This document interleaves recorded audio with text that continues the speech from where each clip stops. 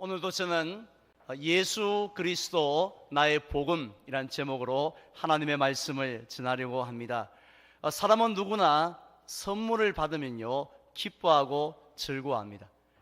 짜증을 막 부리는 사람은 한 명도 없습니다. 특별히 그 선물의 가치가 크면 클수록 받는 사람의 기쁨도 함께 커지는 것을 볼 수가 있습니다. 인도에 가면은 타지마할이라는 아주 아름다운 건축물이 있습니다. 유네스코에 의해 세계 문화유산으로 지정될 정도로 아름다운 이 건축물은 무굴 제국의 황제가 자기보다 먼저 세상을 떠난 사랑하는 아내를 위하여서 지은 것이라고 합니다. 따라서 이 타지마할은 사랑하는 아내의 묘지임과 동시에 그 아내를 위한 남편의 선물이라고 할 수가 있는데요.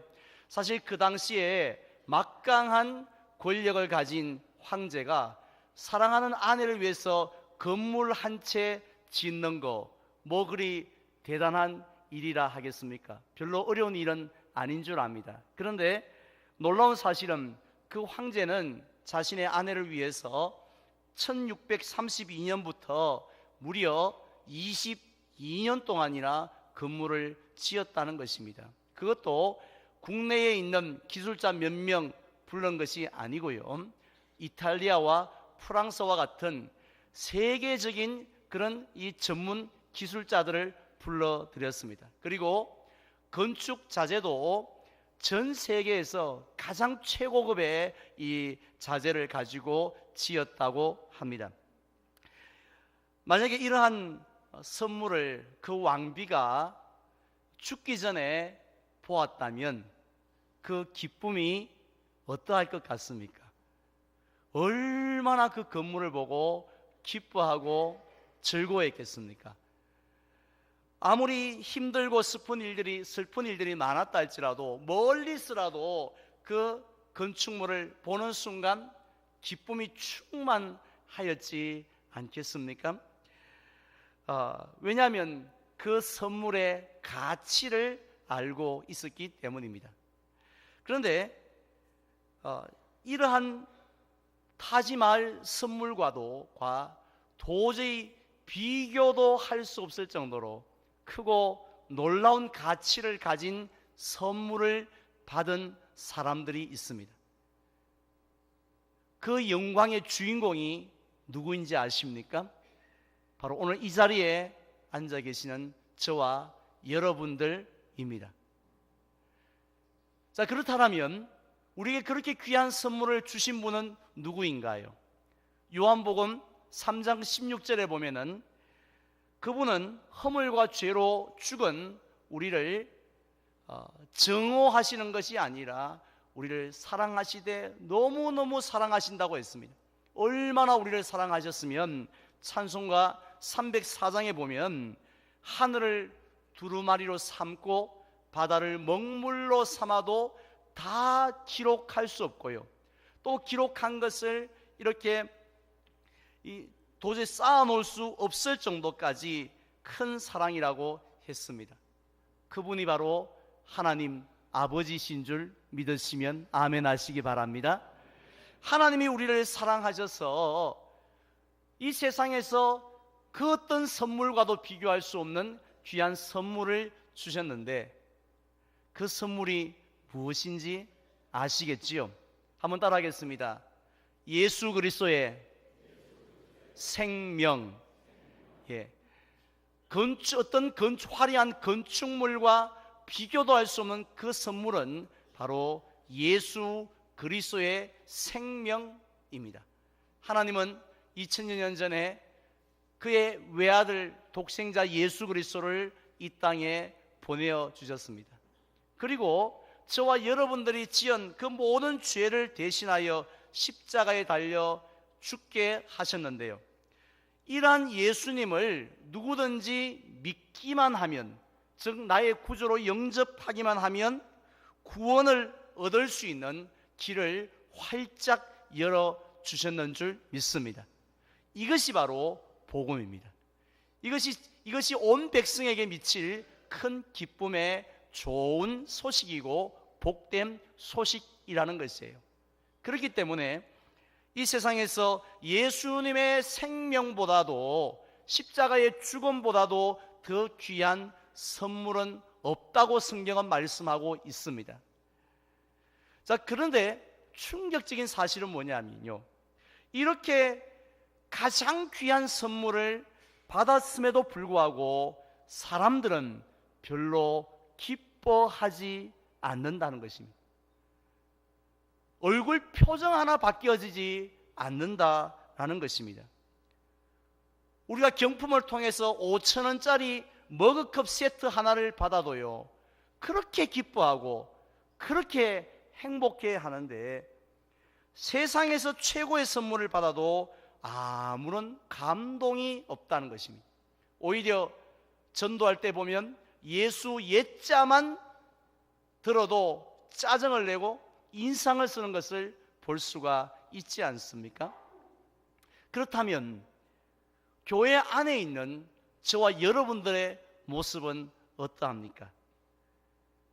그렇게 귀한 그렇게 귀한 소식, 즉 온 백성에게 미칠 큰 기쁨의 좋은 소식인 예수 그리스도의 그 생명의 복음, 그 구원의 복음을 우리가 수도 없이 들었고 지금도 듣고 있음에도 불구하고 우리 성도들 중에 복음을 복음으로 여기지 않는 분들이 너무도 많이 있다는 것입니다.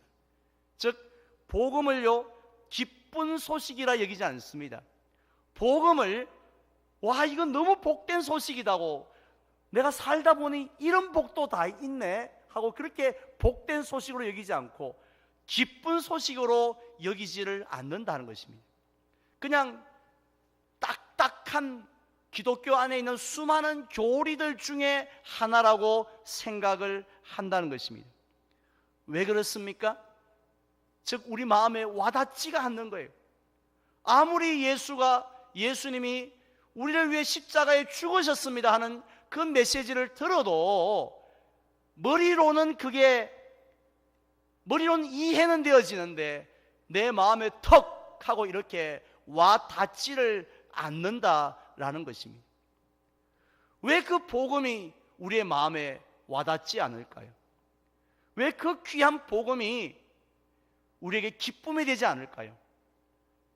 그 속에 하나님이 선물을 잘못 전달하셔서 배달 사고가 난 것 때문인가요? 아무리 살펴봐도 복음에는 아무런 문제가 없는데 우리에게 기쁨이 되지 않는 이유는 세 가지입니다. 우리가 세 가지를 모르고 있기 때문에 우리 마음에 그 복음이 와닿지를 않는 겁니다.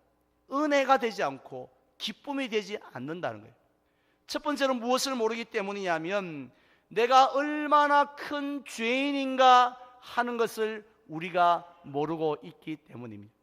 물론 우리들 중에 나는 의인이요, 나는 거룩한 자요, 하늘 우러러 한 점 부끄럼 없소 이렇게 말하는 사람은 아무도 없지요.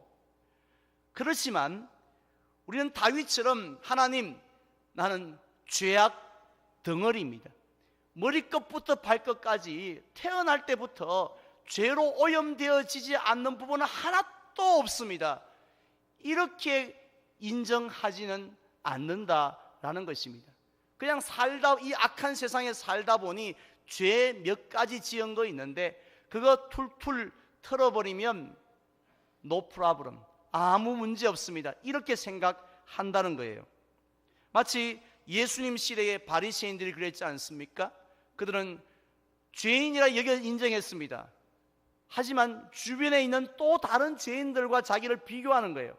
내가 지은 죄의 양과 저 사람이 지은 죄의 양을, 그 질을 비교를 해보니까 저 사람보다 나는 훨씬 더 나은, 상태가 양호한, 그래서 저 인간하고 같이 지옥에 들어가기에는, 똑같은 취급을 받기에는 너무 자존심이 상한 그런 존재라고 생각하는 겁니다.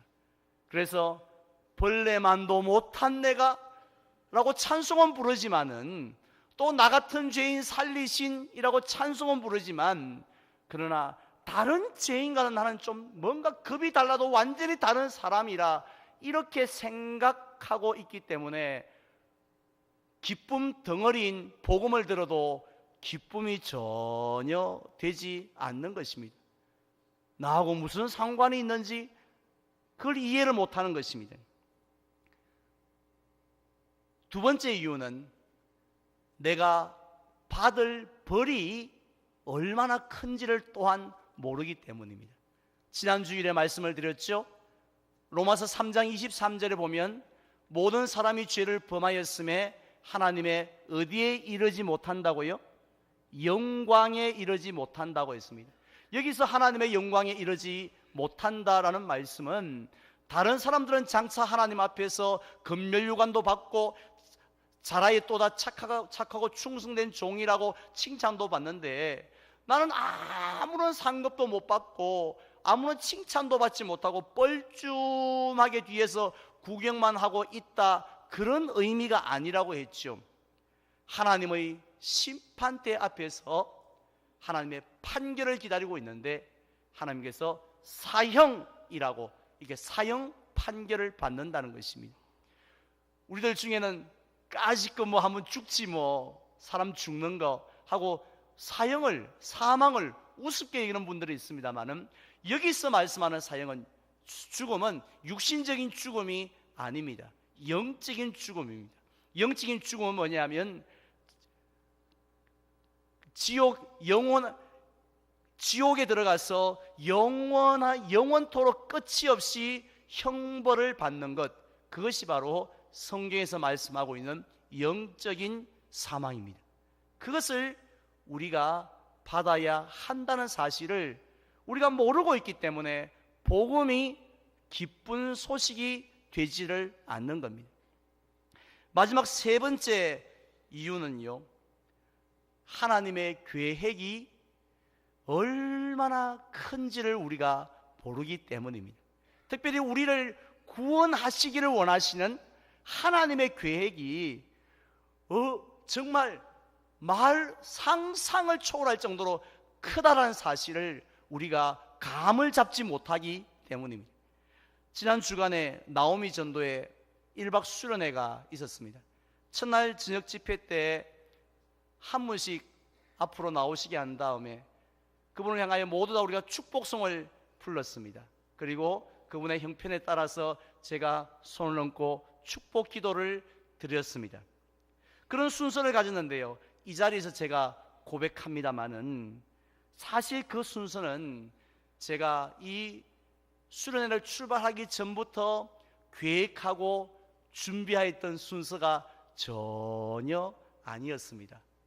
그날 저녁에요, 그 수련회 가서 밥을 먹다가 갑자기 하나님께서 제 마음에 감동을 주셔서 그래서 갑작스럽게 진행한 순서였다는 겁니다.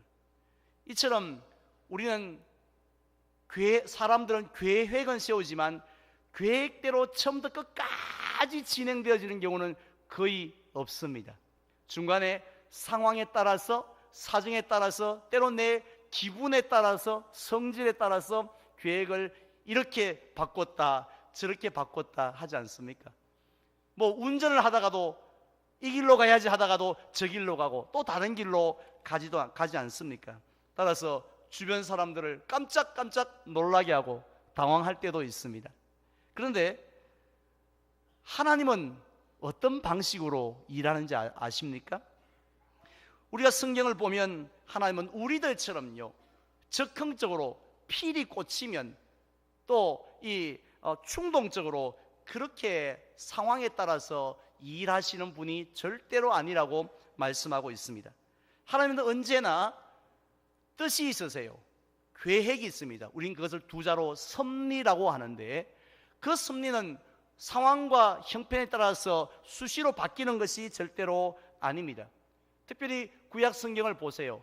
얼마나 많은 선지자들이 나옵니까? 그 선지자들 한 명을 세울 때도 하나님께서 적극적으로 너 하고 이렇게 지명하여 선지자를 세우는 그런 경우가 없었습니다. 예레미야 1장 5절 말씀에 보면 이런 말씀이 있습니다. 내가 너를 모태에 짓기 전에 너를 알았고 내가 배에서 나오기 전에 너를 성별하였고 너를 여러 나라의 선지자로 세웠노라고 하나님께서 예레미야에게 말씀을 하십니다. 예레미야는 지금 소명을 받는 입장에서는 하나님이 갑자기 펑 하고 나타나셔서 자기를 선지자로 세웠는 줄 알았는데, 예레미야가 어머니 모태에 생겨나기 전부터 하나님은 예레미야를 알고 있었다고 했습니다. 그리고 내가 이 아들을 써야지, 사용해야지 하고 그를 거룩하게 구별하는데, 언제요? 어머니 배에서 나오기 전에 벌써 구별했다는 것입니다. 나오기 전에 선지자로 세우셨다라는 말씀입니다. 이처럼 하나님에게는 플랜 A도 있고 플랜 B도 있고 C도 있는 것이 아닙니다. 그래서 상황에 따라서 어느 카드를 쓸까 하고 고민하시는 분이 아니십니다. 오직 하나님은 하나의 계획을, 완벽한 계획을 그대로 진행하신다는 것입니다. 따라서 하나님은 예레미야 선지자를 향하여서 그렇게 놀라운 계획을 가지고 계셨던 것처럼, 마찬가지로 오늘 이 자리에 계신 저와 여러분들 한 분도 예외 없이 우리 모든 성도들을 향한 하나님의 계획이 있는 줄 믿으시기를 바랍니다. 하나님의 특별히 구원의 계획이 있는 줄로 믿으시기를 바랍니다. 이 말씀이 어디 나오냐면요, 에베소서 1장 4절과 5절에 나옵니다. 우리 천천히 함께 봉독할까요? 곧 창세전에 그리스도 안에서 우리를 택하사 우리로 사랑 안에서 그 앞에 거룩하고 흠이 없게 하시려고 그 기쁘신 뜻대로 우리를 예정하사 예수 그리스도로 말미암아 자기의 아들들이 되게 하셨으니. 아멘. 지금 이 말씀에 보니까요, 그 하나님께는 기쁘신 뜻이 있다고 했습니다. 그 뜻이 뭐냐면 바로 계획이거든요. 근데 그 계획은 뭐냐면 그 놀라운 구원의 계획을 가졌다고 했는데, 구체적으로 어떤 계획입니까? 저와 여러분과 같은 그런 죄인, 그냥 죄 몇 개 지은 꽤나 괜찮은 죄인이 아니라 완전히 죄로 오염되어져 있는 죄악 덩어리인 우리를 하나님께서 심판해야지 하는 그런 계획이 아니라, 우리를 구원하여 하나님의 아들들, 하나님을 아바 아버지라 부르시는 아들로 만들어야지 하는 계획을 하나님이 세우셨다는 것입니다. 그런데 누구를 통해서요? 그냥 우리를 보고 열심히 살으라고, 착하게 살으라고 그냥 책망하고 겁줘서 하나님의 아들을 만드는 게 아니에요. 왜냐하면 그러면 불가능합니다. 불가능한 줄 하나님이 다 아세요. 예배 드릴 때는 주님 말씀대로 살겠습니다, 거룩하게 살겠습니다라고 하지만 이 성전 문을 나서는 순간부터 죄 지을 것 하나님이 다 알고 계세요. 그래서 하나님은 누구를 통해서 그 구원을 이룬다고 했습니까? 바로 예수 그리스도를 통하여 그 일을 이루시겠다라는 그 계획을 세우셨다는 거예요. 그런데 더 감사하고 충격적인 사실이 뭔지 아십니까? 우리 조금 전에 봤던 말씀 한 번 더 띄워주시겠어요? 첫 번째 우리 말씀의 구절에 보면 뭐라고 시작되어지냐 하면은 곧 언제 전에요? 창세 전에라고 해요. 창세 전에. 그 기쁘신 뜻, 얼마나 기쁩니까? 하나님께서 요놈들 두고 보자 하고 심판의 계획을 세웠다라면 우리는 뭐 끝장나는 거죠. 뭐 우리는 아무런 희망도 없습니다. 그런데 하나님이 우리를 살려주시겠다는, 구원하시겠다는 그 계획을 언제요? 며칠 전이 아니에요. 창세 전에, 우리가 태어나기도 전에, 천지를 짓기 전에 벌써 이 계획을 하나님이 세우셨다는 것을 믿으시기를 바랍니다. 우리는 이런 하나님의 구원의 계획을 오늘 창세기 3장에서도 발견할 수가 있습니다. 15절 말씀 볼까요? 다 함께 봉독하겠습니다. 내가 너로 여자와 원수가 되게 하고 내 후손도 여자의 후손과 원수가 되게 하리니 여자의 후손은 내 머리를 상하게 할 것이요 너는 그의 발꿈치를 상하게 할 것이니라 하시고. 아멘. 원시 복음이라고 하는, 즉 최초의 복음이라고 하는 이 15절 말씀에 보면 지금 하나님은 지금 누구를 저주하고 계십니까? 뱀을 저주하고 계시죠. 사탄을 실제로는 저주하고 있습니다. 왜요? 그 사탄은 아담과 하와로 하여금 선악과를 따먹게 했고, 그래서 죄를 짓게 함으로 하나님의 관계를 깨트렸습니다. 하나님의 이전의 관계는 친밀한 사랑의 관계였는데 이제는 무슨 관계로요? 원수의 관계로 뒤틀어버리고 말하죠. 그게 사탄이 한 일이에요.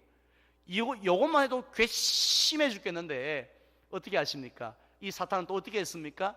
아담의 후손, 즉 오늘 이 땅에 태어나서 살았던 모든 인류들도 동일하게 죄 가운데 태어나서 죄를 짓다가 하나님과 원수가 되어 살다가 결국은 지옥 형벌 받게 했다는 거죠. 누가요? 사탄이. 그래서 하나님께서 그 사탄을 저주하시지 않겠습니까? 그래서 하나님께서 그 사탄을 멸망시킬 존재로, 구원자로 누구를 보내시겠다고 오늘 본문에서 말씀하고 있습니까? 오늘 말씀에 보면 누구의 후손을 보내겠다고요? 여자의 후손을 보내겠다고 했습니다. 그 사탄의 머리를 박살낼, 즉 사탄의 그 죄와 죽음의 권세를 박살낼 그런 구원자로, 그런 메시아로 여자의 후손을 보내어 주시겠다고 했습니다. 그래서 그 여자의 후손은요, 뱀의 머리, 곧 사탄의 머리, 사탄의 권세를 깨트리시겠다고 했습니다. 그렇다면 이 여자의 후손이 누구입니까? 사실 오늘 이 자리에 계신 모든 분들은 한 분도 예외 없이 남자의 후손이에요. 남자가 통해서 태어난 사람들입니다. 여자의 후손은 한 명도 없어요.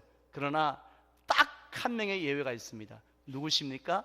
바로 성령으로 잉태하서, 남자로 잉태된 게 아니라 성령의 능력으로 잉태하여서 동정녀 마리아에게 나신 예수님이 바로 여자의 후손이십니다. 자, 그렇다면 왜 예수님이 이 땅에 남자의 후손으로 안 오시고 여자의 후손으로 오셨을까요? 이유는 간단합니다. 예수님이 우리의 구원자가 되시기 위해서는요, 딱 한 가지가 없어야 됩니다. 그거 있으면 절대로 구원자 될 수 없습니다. 그게 무엇일까요? 그렇습니다. 바로 죄입니다. 죄가 있으면 남을 구원할 수 없어요. 자기도 심판을 받아야 됩니다. 하지만 죄가 없는 사람이 결국은 다른 사람의 죄를 대신 감당할 수 있기 때문에, 따라서 죄가 있는 아담의 후손은 절대로 구원자가 될 수 없습니다. 그래서 하나님은 죄 없으신 예수님을 남자의 후손이 아니라 여자의 후손으로 이 땅에 보내어 주셨다는 것입니다. 그래서 우리 예수님은 어떻게 되셨습니까? 발꿈치를 물려고 하는 그 사탄의 공격을 받아 십자가에 달려 죽으셨습니다. 사람들이 생각할 때, 야, 끝났다, 십자가에 죽어서 끝이지 뭐, 이렇게 생각을 했습니다. 사탄도, 야, 내가 이겼다고, 내가 발꿈치를 물어서 십자가에 못 박아 죽였다고, 내가 승리했다고, 내가 가룟 유다를 꼬시고 내가 유대인들을 유혹해가지고 또 빌라도의 마음을 두렵게 해서 내가 이겼다고 그렇게 소리쳤지만, 그리고 만세를 불렀지만, 그런데 그것으로 끝난 게 아니었습니다. 어떻게 되었죠? 우리 예수님이 죽으심으로 우리의 모든 죄를 사하여 주셨고, 그리고 또다시 부활하심으로 사탄의 권세를 깨트리셨는 줄로 믿습니다. 이게 바로 하나님의 지혜죠. 사탄은 상상도 못했습니다. 예수님이 죽으면 끝날 줄 알았는데 예수님의 죽음이 오히려 자신의 멸망이라는 그런 비밀을 꿈에도 생각을 못했는데, 그게 바로 하나님의 구원의 지혜와 계획이 담겨져 있었다라는 것입니다. 이렇게 볼 때 우리를 구원하시려고 했던 하나님의 그 구원의 계획이 얼마나 신비롭고요, 얼마나 귀합니까? 특별히 하나님께서는 그 구원의 계획을 만세전에 세우셨다고 했는데 그동안 단 한 번도 포기하거나 취소하려고 생각하지 아니하셨습니다. 우리가 예뻐서 그랬습니까? 우리가 거룩해서 그랬나요? 사실 아담 이후에 사람들이 얼마나 더러운 죄를 많이 지었습니까? 심지어는 선민이었던 이스라엘 백성도 하나님을 얼마나 죄로 많이 반역했습니까? 그럼에도 불구하고 하나님은 그 마음이 변치 않으셨습니다. 흔들리지 아니하셨고요, 만세전부터 세웠던 그 계획을 하나하나 다 이루셔서 마침내 십자가 위에서 예수님이 다 이루었다라고 말씀하실 때까지, 또 그 예수님을 부활하실 때까지 하나님은 구원의 계획을 이루셨는 줄 믿습니다. 왜 그러셨을까요? 딱 한 가지 이유죠. 저와 여러분들을 사랑하시기 때문인 줄 믿습니다. 한 여인을 사랑하여서 22년 궁전을 지은 황제를 보면서도 이야, 대단하다. 우리가 그 이야기를 들으면서 놀라지 않는 사람 누가 있습니까? 와, 대단하다. 어떻게 죽은 아내를 위해서 22년 동안 그렇게 사랑이 변치 않을 수 있을까? 이런 생각을 하지 않습니까? 그런데 그 이야기 앞에서는 다 놀라면서도 만세전부터 우리를 위해, 우리를 구원하기 위해서 예수님을 보내시고 죽게 하시겠다는 그 하나님의 계획, 하나님의 일하심, 하나님의 그 선물 앞에는 우리가 놀라지 않는다면 저는 하나님이 놀라실 것 같습니다. 너무 기가 막혀서 어떻게 이럴 수가 있느냐고 하나님이 놀라실 것 같지 않습니까? 저와 여러분들은요, 나의 신앙생활이 지극히 정상이라고 생각하는 분들이 의외로 많습니다. 왜냐하면 주일 꼬박꼬박 지키죠. 헌금 꼬박꼬박 다 하죠. 설교 시간 때 누구처럼 꾸벅꾸벅 안 적어 설교 다 듣죠. 내가 부족한 게 뭐가 있냐는 거죠. 이렇게 봉사 잘하죠. 하지만은 과연 하나님께서 보실 때도 그러실까요?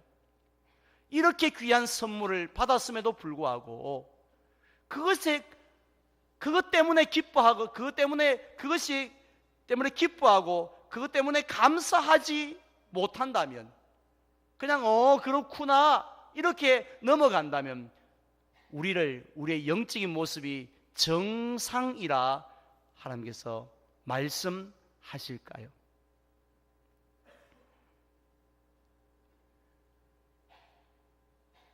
이제 저는 말씀을 맺고자 합니다. 요즘 저희 아파트에 보면 개를 사랑하는 사람들이 얼마나 많이 늘었는지 몰라요. 저녁 때 돼가지고 산책하는 분들 중에 보면요, 가족과 함께 부부가 손을 잡거나 또 뭐 자녀가 부모와 같이 손을 잡고 산책하는 사람은 거의 없습니다. 다 개를 데리고 산책합니다. 다 이 사람도 개, 저 사람도 개를 데리고 산책을 해요. 저는 개를 좋아하는 편이 아니에요. 근데 개를 정말 좋아하고 키우는 분들 얘기를 들어보면 정말 가족. 그래서 뭐 반려동물이라고 하는 말까지 쓰는데 그렇게들 사랑하고요. 그 개가 병들면 막 가슴 아파하고, 그러다가 죽으면 막 눈물을 흘리고 막 잊지 못하고 막 그 개 때문에 여행도 못 가는 사람들도 보았습니다. 그런데 말입니다, 만약 여러분들의 자녀들 중에 한 명이 엄마, 나 개가 되고 싶어, 나 개로 태어날 수 있다면 개가 돼서 저 개를 위해 희생하고 개를 위해 섬기며 살고 싶어, 이렇게 말했을 때 그래 그렇게 하면 네 개 되면 참 좋겠다, 개처럼 먹고 자고 몸에 털도 부슬부슬 나고 그래 되기를 원하는 부모가 있을까요? 하나님, 개로 태어나게 해주십시오, 이렇게 기도하는 사람 있겠습니까? 그리고 또 그 자녀가 그 개를 위해서, 개로 태어나지 않는다 할지라도 엄마, 이 개를 위해서 내가 죽을게, 내가 대신 매 맞을게, 내가 지금 십자가 짓게, 이런 자녀가 있으면 그래 네가 대신 맞아라, 이렇게 말할 부모가 있겠습니까? 택도 없는 이야기죠. 뭐 어떻게 하나밖에 없는 자식을 그렇게 한단 말입니까? 그런데요, 가만히 생각해 보면 하나님은 더하신 거 아닙니까? 하나님은 더하신 일을 하셨어요. 하나님은 우리가 볼 때 개 정도가 아니라 벌레만도 못한 그런 우리를 위해서 아들을 보내셨지 않습니까? 그리고 우리가 의인이 아니고 죄악 덩어리임에도 불구하고 우리를 위해서 십자가에 달려 죽게 하셨지 않습니까? 더 충격적인 것은 그것을 적극적으로 욱하는 마음에 갑자기 필이 꽂혀서 그렇게 행동하신 게 아니라 창세전에 만세전부터 그렇게 해야겠다고 결심하셨고 단 한 번도 마음을 바꾸지 아니하시고 그 모든 일들을 이루시고 예수님 죽게 하신 분이 하나님 아니십니까? 그런 하나님의 사랑 앞에, 그 하나님의 선물 앞에 우리가 감사함이 없다면, 기뻐함이 없다면, 감격함이 없다면 우리를 하나님께서 정상이라 하시겠습니까? 따라서 오늘 주신 말씀을 통해서 하나님의 사랑이 얼마나 큰지 말로 다 형용할 수 없다는 그 찬송가의 가사가 그냥 우리의 입술에만 붙어 있는 것이 아니라 그렇구나, 그래서 말로 다 형용할 수 없고 그래서 다 기록할 수 없다는 말씀이 이 뜻이구나 하고 깨닫고 우리가 그 찬송 드릴 수 있는, 또 나 같은 죄인 살리신 주원에 놀라워할 때 그 나 같은이라는 말이 그런 의미였구나, 어메이징 그레이스라는 말이 그런 뜻이었구나 하고 깨닫고 우리가 하나님께 감사하고 그 선물로 인해서, 그 복음으로 인해서 기뻐하는 정상적인 성도님들이 되시기를 주님의 이름으로 축원을 드립니다.